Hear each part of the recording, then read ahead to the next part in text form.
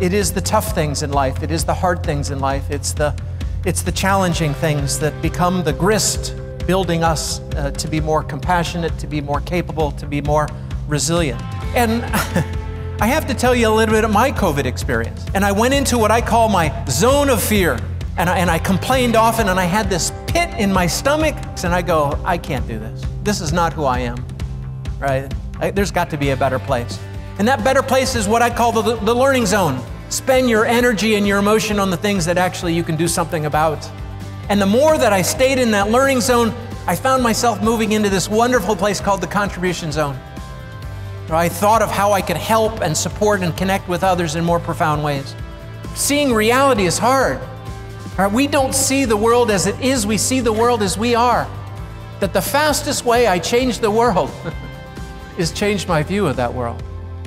Post-traumatic growth doesn't mean you can't experience post-traumatic stress disorder. It's not the opposite. It doesn't mean that the pain goes away of the trauma. It doesn't mean that the negative emotion is lifted. But it does say that you find deeper purpose and meaning to do something significant with your life. And as this concept continues to be studied, there were 5 general outcomes of this thing called post-traumatic growth. First is clarity of purpose, renewed sense of purpose. Third is like this deepened resilience that said, if I went through that, I can go through anything. 4, like not sweat the small stuff.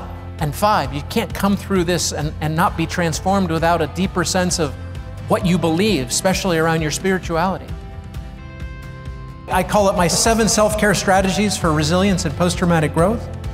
And I think this is the keystone habit, cultivating more positive emotion. When we get dopamine and serotonin going, we're more thoughtful, we're more kind, we're more reflective, we're more intentional, we're more innovative.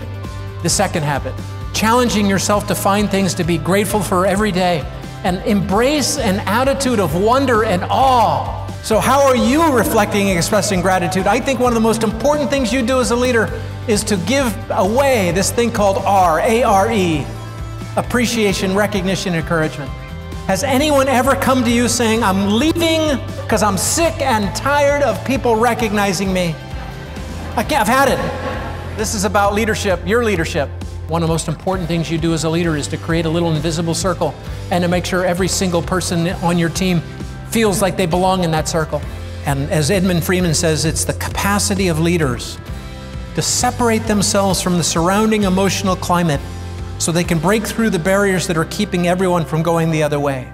Your task as a leader is 1, see the space. And then 2, as you build out your competence and your capability and you expand your wisdom and knowledge, it's having more tools at your discretion to fill in that space, to be as thoughtful, reflective, and positive as you possibly can. How do you create greater discipline to maintain this as a habit? And you all know the power of habit. But without practice, without being intentional about making this into the fabric of your life, right? Nothing's going to happen. America does not have a knowing problem around health. It has mostly a doing problem. What are you going to do differently?